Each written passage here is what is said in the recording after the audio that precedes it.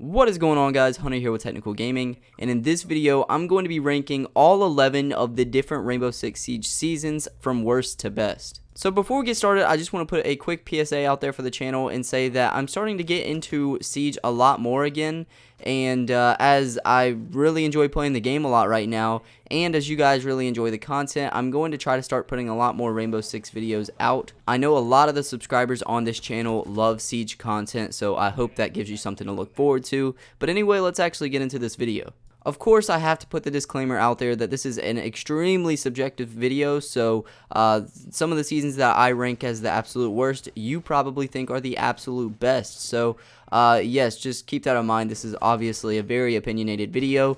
But with that being said, I would love to hear what are your favorite seasons, so if you want to leave that in the comments, I'd really appreciate that.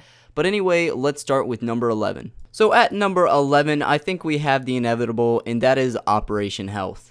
And I think it's pretty obvious why I don't really care for this one too much. I do think that Operation Health was important, but as far as my appreciation for it, I don't think it goes that far, since we didn't get any new content, and it just wasn't very exciting overall. It was actually a pretty big disappointment whenever we heard about it. So I think this one's pretty obvious. This is kind of the black sheep out of all of the operations, so there's really no chance for this one to make it up towards the top. So I'm placing it here at number 11, given that even though it might have been important, it just wasn't very fun or exciting, and it didn't give us any new operators or any new content at all. So now let's move on to number 10. So for number 10, I chose Operation White Noise. Now, the reason that this one is so low on this list is mainly because I just really didn't appreciate any of the content that they put out for this one.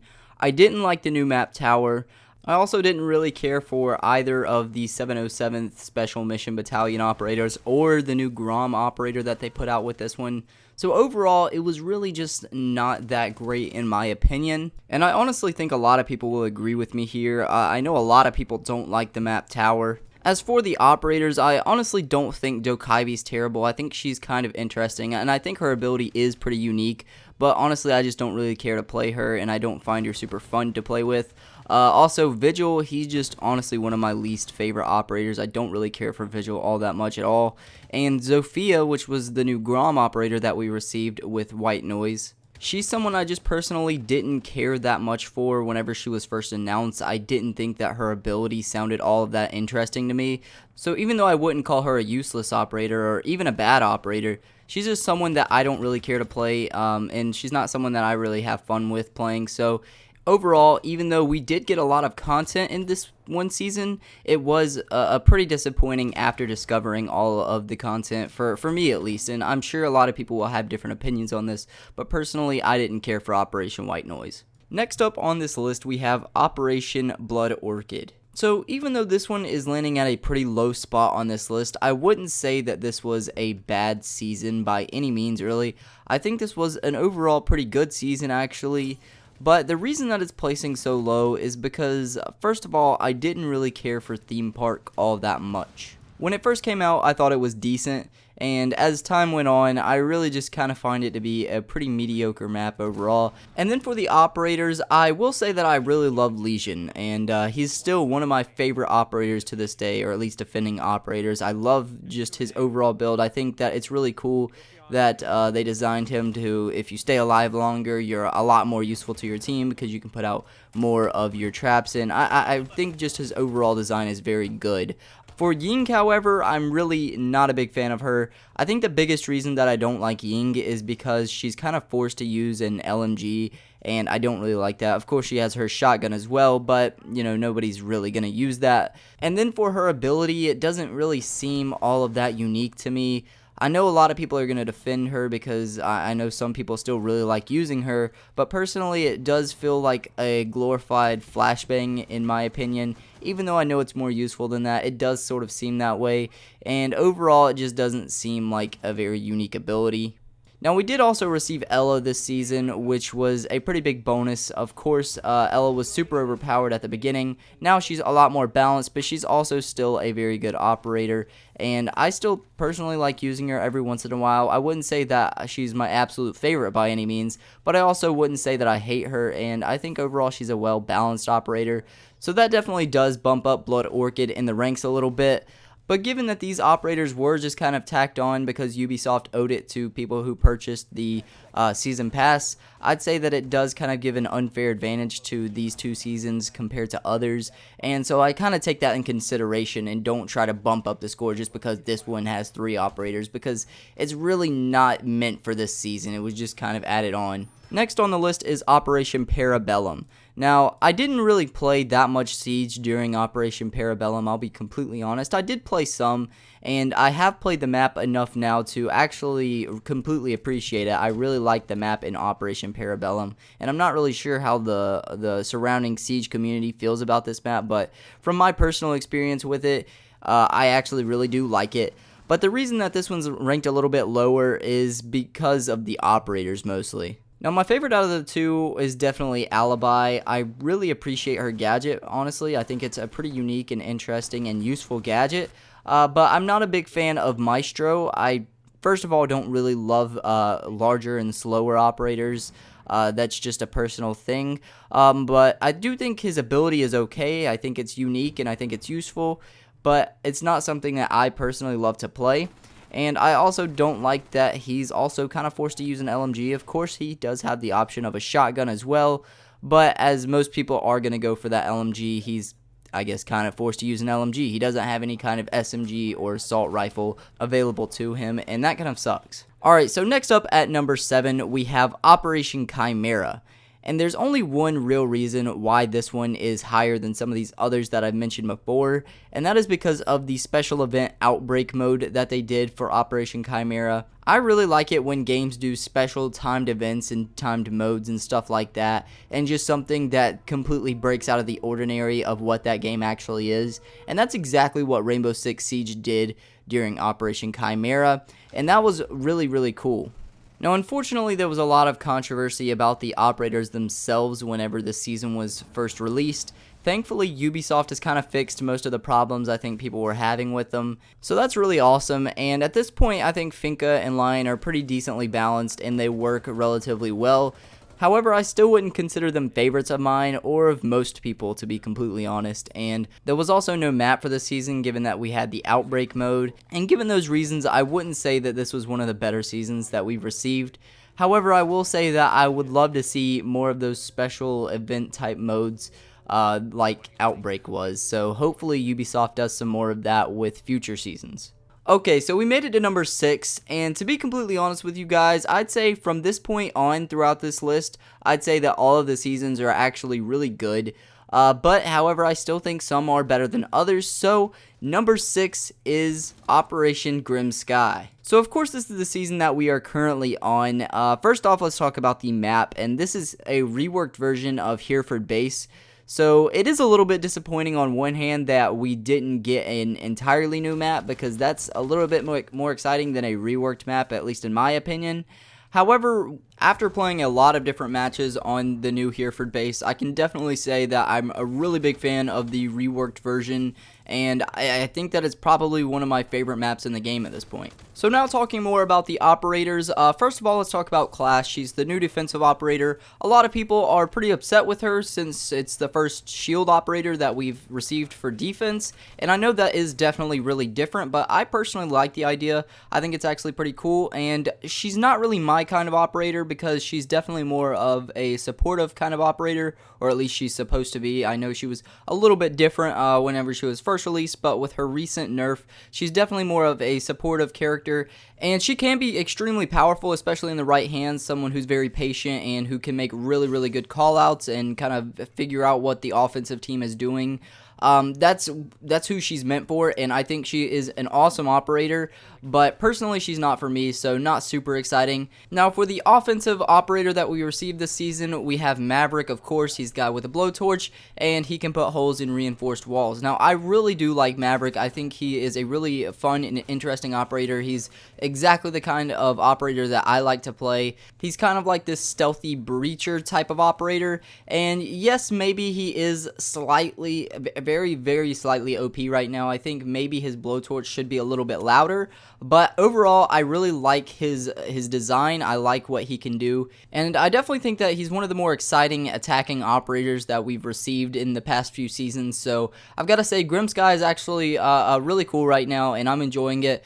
It may seem a little low on this list given how much I've praised this season, but again, getting a reworked map rather than a completely new one is a little bit disappointing. And then also the fact that Clash is not exactly my kind of operator, that's also, it kind of brings it down in the ranks just a little bit. Because remember, this is all, of course, opinionated. But now let's move on to number 5 on this list, and this would be Operation Skull Rain. Now, this was actually a really big DLC for Siege because I remember this was when Rainbow Six was starting to get a lot more popular than it was when it had first launched. Now, of course, we can talk about the map, and everybody's going to hate on it because it's a very, very unbalanced map, and that's pretty obvious if you've played it. So it's not a good ranked map or anything like that. It's not a good serious map. But personally, I actually like the map just for fun and casual games. Now, obviously, overall, it's not a great map that they should have done. I believe it's one of their more destructible maps, or I think it's the most destructible map in the game, and it creates something that's very unbalanced, so it's not great for Siege overall, and obviously I don't want them to put out a lot of maps like this, but I think that this one map for casual is just kind of fun to play on every once in a while, so I won't give it too much shit for it, but overall it's obviously not a great map.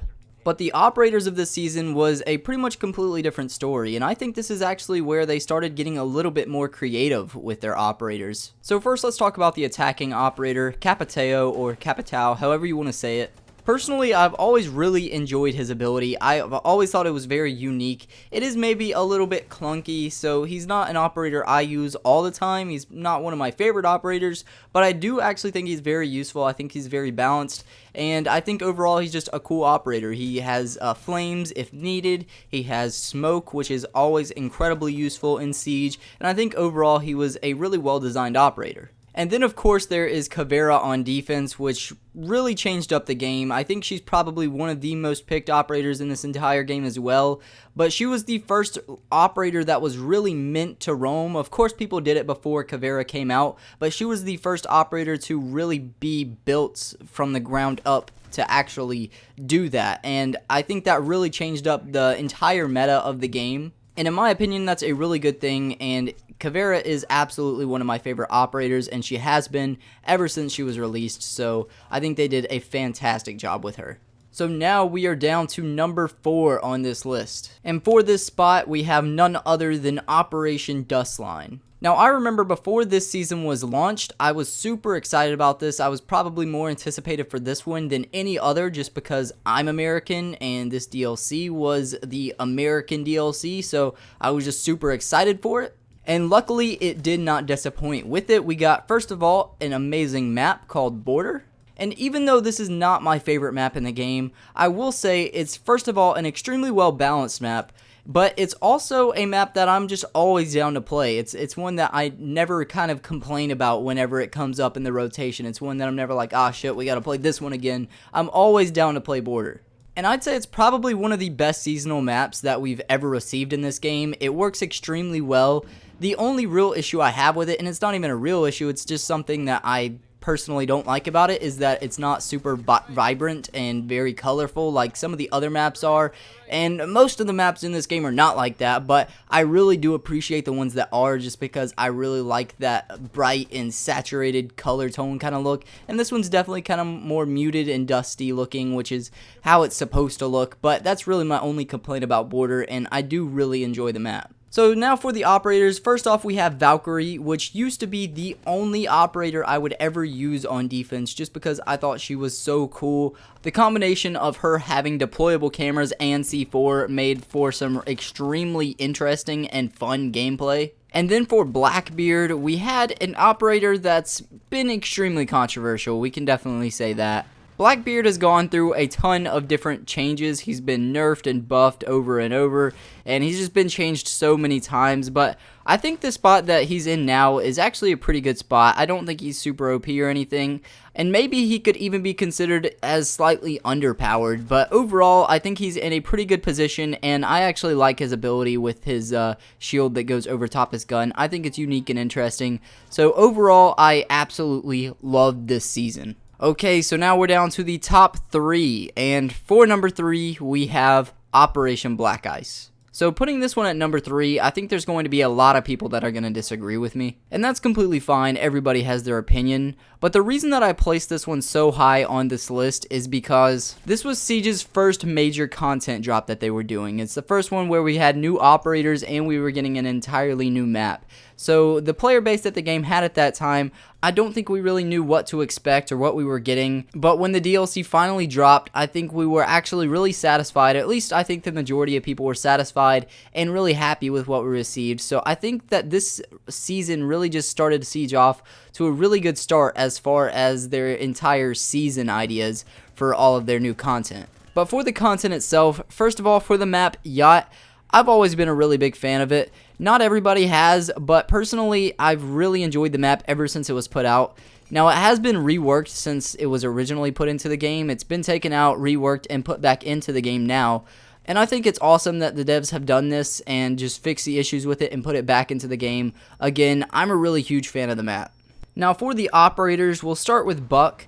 Now, Buck is one of the operators that I really wasn't looking forward to all that much when I first heard about him. I thought it was sort of boring that he only had a skeleton key for a gadget, and even though he hasn't been one of my favorite operators to play on offense, I think he's really proven his worth. And even in ranked play, he can prove to be incredibly useful just because he has an awesome breaching utility for soft walls. And overall, I'd say he's a very well-balanced, useful character, even though not my favorite. Now, Frost was the operator that I was really looking forward to whenever this DLC dropped, and that's mainly due to the reason that I was in love with any trap operator I could get my hands on at the time the game launched, so Frost was just kind of like a dream for me at this time. And when she launched, she was not a disappointment. I remember her having an extremely overpowered shotgun. Now she has a shotgun that pretty much no one ever uses. But regardless of that, I'd say she's still a very viable operator to use. And even though a lot of people, especially if they're somewhat decent at this game, they're kind of used to looking for this trap a lot of the time now, I still think in casual games she's super fun to play around with. In ranked matches, she's probably not the best operator to usually go with unless you're in a lower rank, just because I think better players are pretty used to destroying these traps. But I think, again, I think she's a really fun operator to use, and I think if you are able to figure out some creative and unusual ways to place her traps, then they can still be pretty useful. Okay, so now we're finally at the number 2 spot. We're extremely close to the top now, and for number 2, I think we're going to have another really controversial one between a lot of people. I think this entire top 3 is going to be extremely controversial, to be honest. But at number 2, we have Operation Red Crow. So of course we're starting off with the map, and with Operation Red Crow we ended up getting a really good and well-balanced map known as, of course, Skyscraper. This is a map that I personally haven't heard as much complaining about as I hear about pretty much any other map, so as far as how people received this map, I feel like it was pretty positive.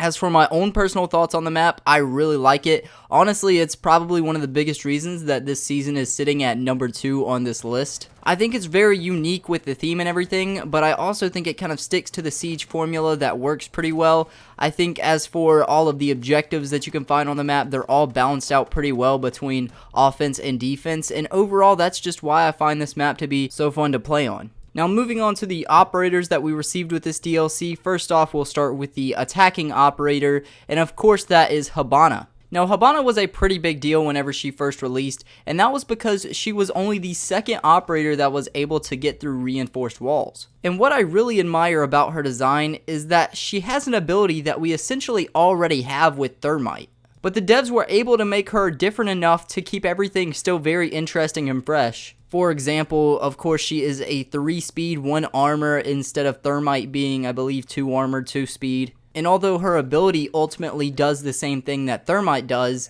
it's changed it up enough because you can detonate multiple of her pellets at different locations at one time. You can make different kinds of holes, smaller holes, however you want. So she's a little bit more flexible when it comes to what kind of holes she's actually putting in reinforced walls. And I really think that Hibana is a prime example of Ubisoft's dev team just kind of flexing with their creativity skills, because again, they're essentially taking an operator that has the same ability as someone that we already have, but making her different enough to where she's extremely useful and interesting. So there's my little rant about Hibana. Now let's move on to Echo, which, to be completely honest, I'm not a huge Echo fan. I do like to play him every once in a while. I do like his overall idea and everything, but personally, he's just not my kind of character. He's a very slow and tanky kind of character that's supposed to stay on the objective and essentially just roam around with his drone, which is completely fine, especially if you have someone playing him that is really good at making callouts, because they can really help out the actual roamers on the team. So Echo can be extremely useful. And I think that he was a good addition to Siege. Again, he's just not my favorite character because he's not exactly someone that I like to play. Alright, so we finally made it to the number 1 spot on this list. We're finally to the very end. And if you guys have been keeping track, then you probably already know what this season is. Of course, we have Operation Velvet Shell. And maybe not everybody will have this one at the very top of their list, but I think most people would put Operation Velvet Shell at least in their top 5. I think a lot of people really liked Velvet Shell. But I'm going to talk about the reasons that I liked Velvet Shell so much. And obviously we have to start with the map, and for this one we have Coastline. So right off the bat, I just want to say this is easily my favorite map in the game, and it's a big reason why I chose this to be my favorite season of all of them so far. But the reason I like Coastline so much is because, for one, it's a really well-balanced map for both offense and defense. And the other reason I like this map so much is because it looks awesome visually. A lot of the maps in Rainbow Six Siege are very bland looking. Even the maps that I really like, they have a very kind of dull look to them. And Coastline is pretty much the exact opposite of that. Instead of the bland colors, they go for a much brighter and more saturated color palette with this map, and I really, really like it. It's got a lot of bright purples and other colors like that, and that's one really big thing that makes this map stand out from the rest. But that's all I'm going to talk about Coastline. Now let's move into the operators. So starting this off, I just want to say that I really like both of these operators, but we'll start with the one that I like a little bit less than the other. So we'll start off with Jackal. So when Jackal came out, he was a pretty big deal because we had all of these roamers going around on the defensive team, but we didn't have really any kind of hard counters for these roamers themselves. So when Jackal came in, he was the first one to actually do this. He was kind of designed solely to track down the roamers around the map, and he's proven to be extremely useful at that. And since there's pretty much going to be roamers in every single match that you play, Jackal gets a lot of use, and he's become one of my favorite operators. Now let's move on to the final operator that we are going to talk about in this video today, and of course that's none other than Mira. So other than Caveira, I think Mira has probably had one of the biggest impacts on the gameplay of Rainbow Six Siege. In my opinion, Mira is one of the most fun defensive characters that you can play because you can do so many different things and little tricks with her black mirrors. And it's honestly kind of surprising how well her black mirrors fit into the gameplay of Siege, given that this was basically an entirely new concept. We hadn't seen anything like this in Siege before she came out, and it just blended in perfectly with the gameplay of Rainbow Six Siege, and with that, it also enhanced the defensive gameplay by a lot in my opinion,